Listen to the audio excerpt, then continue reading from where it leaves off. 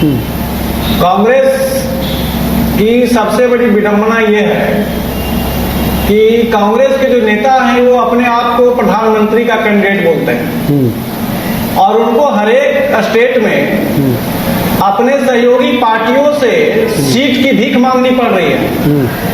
बिहार में उनके सहयोगी पार्टी कांग्रेस को 5 से 6 सीट देने के लिए तैयार है। यूपी में समाजवादी पार्टी से लेकर सभी लोग इनको 2 सीटों भी देने के लिए तैयार नहीं हो रही थी। बहुत मान मनोबल के बाद इनके साथ जो है समझौता अभी पूर्ण रूप से नहीं हो पाया। और भी आप महाराष्ट्र में जाकर देख लीजिए, इनकी जहां जहां इनकी गठबंधन हुई है तो इनके पार्टी की ये स्थिति है कि इनको सीट देने के लिए तैयार नहीं है विपक्ष, अपनी पार्टी उनकी अलायंस की पार्टी इनको सीटों के लिए इनको भीख मांगनी पड़ रही है।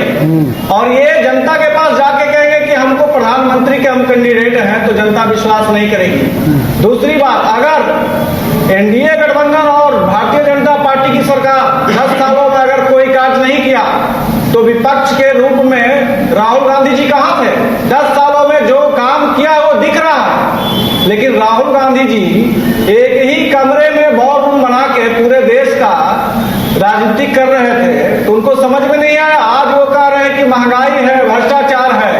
जब चुनाव आता है तो उनको सब कुछ दिखता है, लेकिन उनको पता होना चाहिए कि जो अभी वो यात्रा निकाल रहे हैं उस यात्रा में उनकी क्या स्थिति हो रही है। जिस जिस जगह से यात्रा गुजरी है उस स्टेट से वो सफाया होके जा रहे हैं। उनकी गठबंधन में कोई वैल्यू नहीं है। कांग्रेस इतनी बड़ी पार्टी अपने आप को बोलती है, आज उस पार्टी को अपने लिए सीट मांगना पड़ रहा है। इतनी स्थिति खराब है कांग्रेस की। और वो अगर कहेंगे कि हम देश में प्रधानमंत्री का कैंडिडेट हैं तो हम तो यही कहेंगे पहले राहुल गांधी जी को कि पहले आत्ममंथन करने की जरूरत है। और 24 में तो आपके पास कोई ऑप्शन नहीं है। कमल देव जी 10 सेकंड में, फिर रवि शास्त्री जी के पास आते हैं। कमल देव जी। भाई हम लोग तो जनता जनार्दन के पास जाएंगे, वोट मांगेंगे, कहेंगे कि हमारे कौज को आप सुनिए, हमको वोट दीजिए, क्योंकि मेरे पास उस शक्ति नहीं है कि हम कहें कि 370 के हम पार हैं। जो 370 के पार हैं तो जनता के पास जाएंगे नहीं, उनको तो जनता से वोट मांगेंगे नहीं। हमको जनता के कौज पर यात्रा किया। आपने कहा और इन्होंने भी कहा कि एसी रूम से बाहर नहीं निकलते हैं, तो कश्मीर से कन्याकुमारी तक यात्रा जो है मोदी जी ने किया। अभी जितना यात्रा हुआ यह मोदी जी ने किया, अमित शाह जी ने किया। इस ढंग की जो जो यात्रा में हमने सवाल उठाया उस सारा सवाल पब्लिक कॉज का सवाल था। पब्लिक कॉज के सवाल को लेकर ही हम जनता के बीच में जाते हैं। एसी में तो हम है नहीं, जनता सुनेगी। धर्म की बातें, जुमलेबाजी जो है कुछ दिखाई देता है। हमारे देश की युवा आज ये बात समझ रहे हैं, हमारी देश के युवा आज ये बात समझ रहे हैं। यही बात मुझे लगता है 5 राज्यों में 3 राज्य हार गए आप 2023 में। 5 राज्यों का चुनाव हुआ, 3 राज्य हार गए, यही युवा समझ रहे थे। ठीक है, रवि शास्त्री जी आते हैं कमल देव। कर्नाटक जीते, हिमाचल जीते, हिमाचल में जीतने के बाद कौन कौन खेल हुआ ये आपने नहीं देखा क्या? इसके पहले कहां कहां कौन कौन सा खेल होगा ये आपने नहीं देखा क्या? बगल में झारखंड में कौन कौन सा खेल हो रहा है ये आप नहीं देख रहे हैं क्या? बिहार में किस खेल से एनडीए की सरकार बनी आप नहीं देख रहे हैं क्या?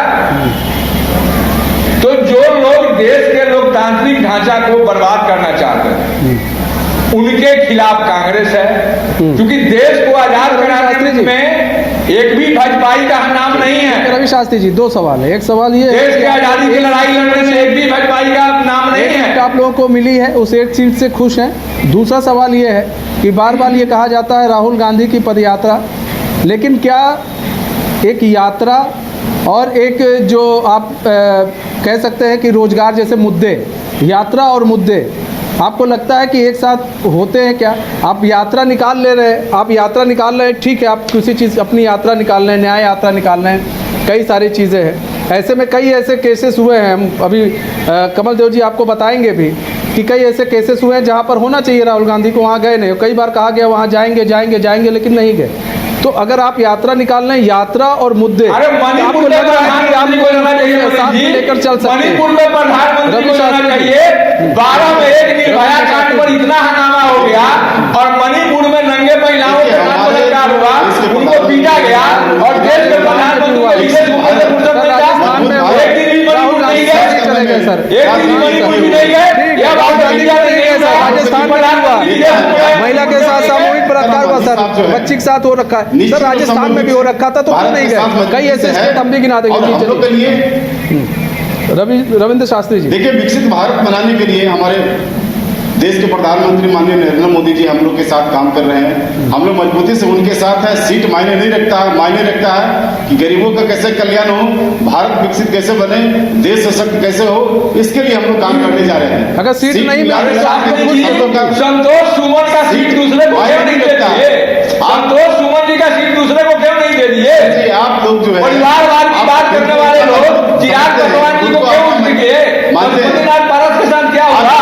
इसके पहले क्या हो रहा था? और आप कह रहे हैं कि एनडीए में सर ठीक है।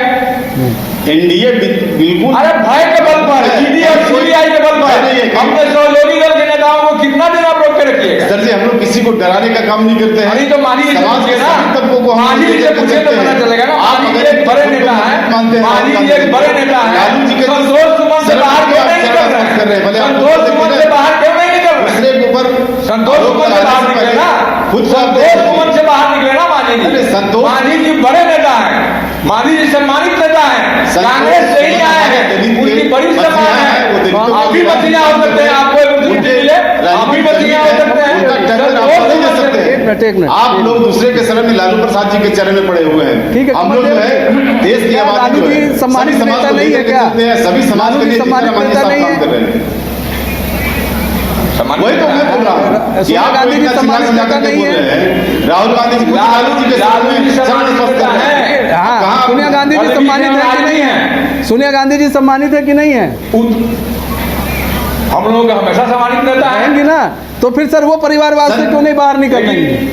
परिवारवाद से बाहर क्यों नहीं निकल रही है? नेहरू के परिवारवाद और हम परिवारवाद लड़के को ही ठीक है। सुनिए ना, भाजपा के अभी नितिन नवीन मंत्री हैं, क्या परिवारवाद के दोषक नहीं है? रविशंकर जी के मंत्री क्या परिवारवाद के दोषक नहीं है? रविंद्र उठा के देखिए, बहुत सारा लिस्ट में है। कहिएगा अगला दिन डिबेट रखिए, हम पूरा सूची ला देंगे कि कहाँ परिवारवाद है। ठीक है देव जी, आप सुनने का भी तो प्रयास कीजिए। बोलिए रविंद्र शास्त्री जी। कहिए, कोई दिक्कत। आप ये कह रहे हैं ना कि हम लोग विकसित भारत का सपना देखे हैं। हम लोग के लिए सीट मायने नहीं रखता। हम लोग कहे कि देश कैसे आगे बढ़े, देश कैसे मजबूत हो, देश को कैसे हम लोग सेवा करें, गरीबों के लिए काम करें। हम लोग के लिए मायने रखता है, सेवा ही मायने रखता है, इसलिए सीट हम लोग के लिए मायने नहीं रखता। और बाकी बात बताए, यात्रा की बात जो बताए, तो यात्रा करना, अब तो बिहार में ये यात्रा इनका क्या परिणाम रहा? आज भी लालू जी के शरण में है, यात्रा का इनका तो कोई प्रभाव नहीं पड़ा। नीतीश जी के शरण में है, जो बात नीतीश जी ने कहा मांझी जी के बारे में, आप किसके साथ है अभी? आप किसके साथ है अभी? सम्मानित नेता नीतीश जी ने असेंबली में मांझी जी को क्या नहीं कहा, और आप उस गठबंधन में हैं और आइडियोलॉजी की बात बतिया रहे हैं। अरे शास्त्री जी, पुरानी बातों को भी याद रखिए। मांझी जी को क्या नहीं कहा ये मुख्यमंत्री हाउस नीतीश जी ने? बात खबर नहीं आती है और आप बतिया रहे हैं, कहाँ आप है? जीतन मांझी जी देश के सम्मानित लीडर है। अरे सम्मानित करते हैं नीतीश जी हाउस में कौन सम्मान किए? नीतीश जी हाउस में कौन सम्मान किए? किस सम्मान की बात आप करते हैं? नीतीश कुमार जी ने सम्मान किया, बिल्कुल। क्या सम्मान किया? वो मारी से पूछिए। बनाने का काम किया क्यों व्यक्त कर रहे थे? क्यों व्यक्त कर रहे थे? हाउस में नीतीश जी ने हमको बेइज्जत किया, एक माने पिछड़े वर्ग के लोगों को, अनुसूचित जाति के लोगों को बेइज्जत किया, क्यों पीड़ा व्यक्त कर रहे थे? सर जी, एक चीज समझिए, देखिए, सत्ता के लिए एनडीए में जाइए। हम लोग सत्ता के लिए अगर संविधान समझौता करनी है तो एनडीए में जाइए। अगर सिद्धांत पर राजनीति करती है, महागठबंधन में रहिए। ठीक है, ठीक है। नहीं, महागठबंधन तो अब देश से पूरे समाप्त हो चुका है। अब यहाँ पर तो देखिए, तो पता चलेगा, लेकिन अब आपके प्रत्याशी रेडी हैं? जी बिल्कुल, हमारे प्रत्याशी भी बिल्कुल रेडी हैं और हमारी पार्टी। किसी का टिकट भी कटेगा? सभी नए लोग, नए चेहरे आएंगे इस बार, कि हमें पुराने ही चेहरे देखने को मिलेंगे?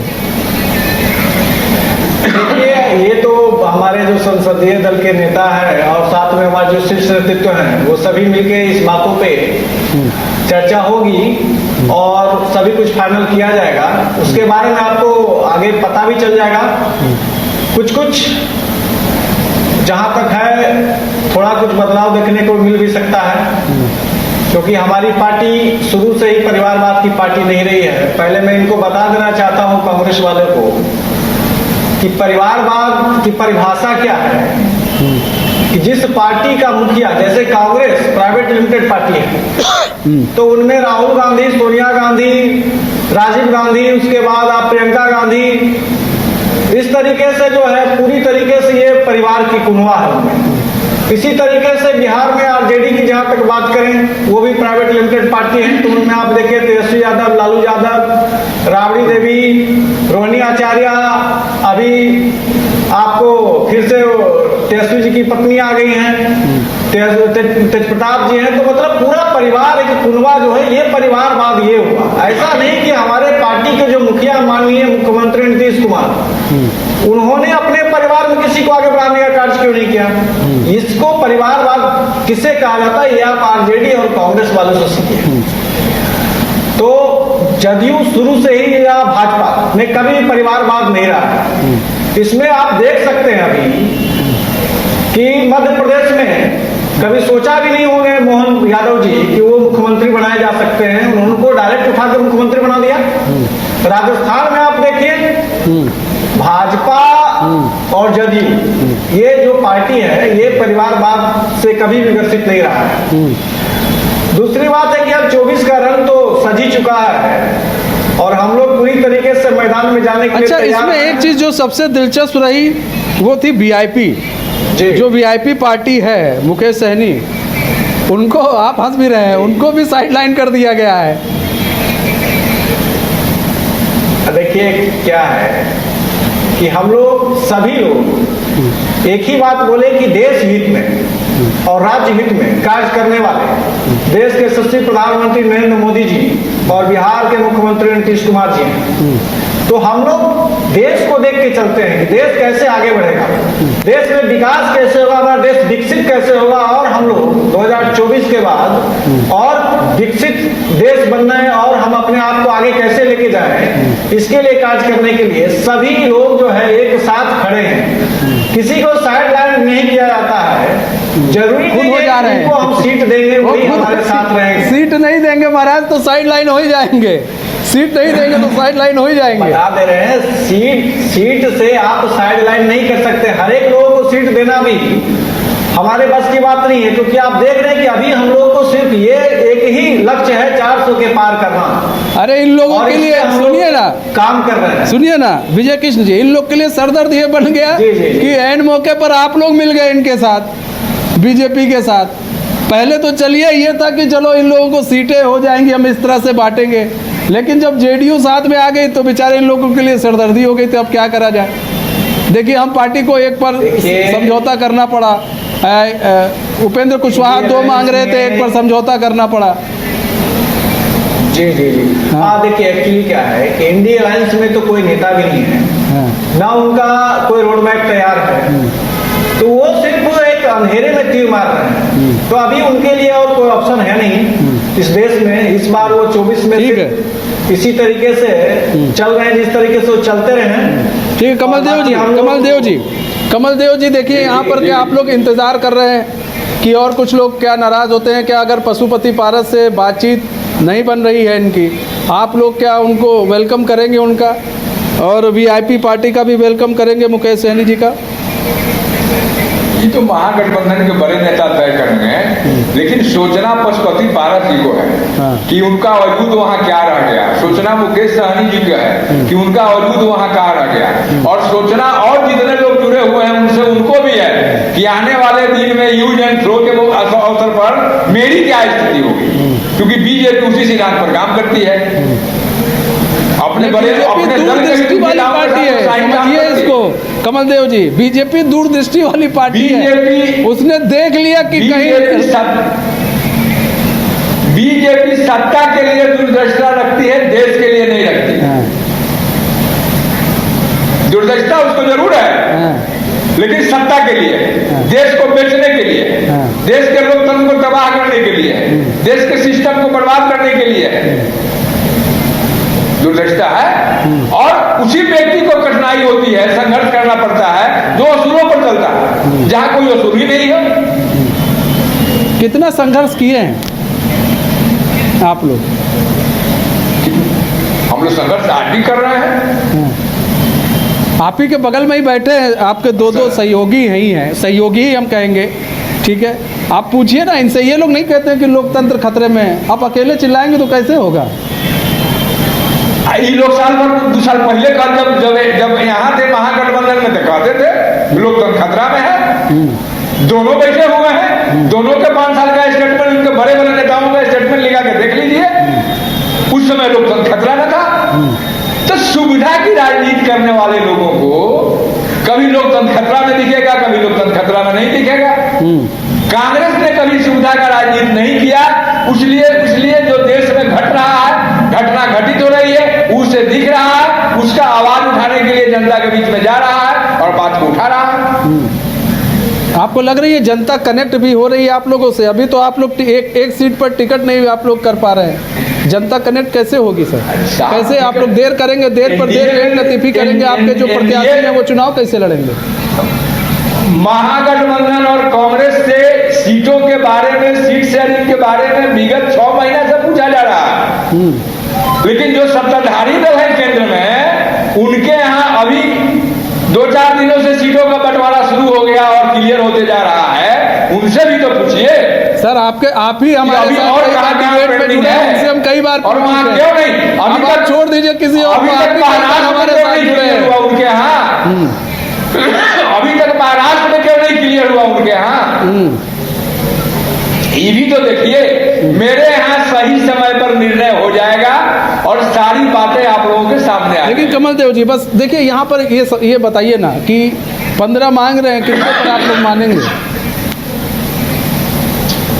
कहे ना कि सीट कोई माने नहीं रखता है। हम लोग सर आप ये मत कहिए सीट मायने नहीं रखता है। अब फिर यही फिर आरजेडी आपको सुन लेगी तो आरजेडी कहेगी कि आप ही लोग के प्रवक्ता कहते हैं सीट मायने नहीं रखता है, अब हम 40 सीट खुद लड़ लेंगे, आप लोग हमारे साथ बस आइए। तो क्या करेंगे, साथ में जाएंगे उनके?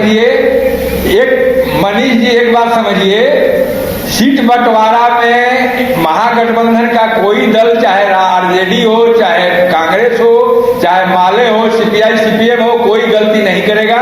सीट बंटवारा वहां पर्पस नहीं है।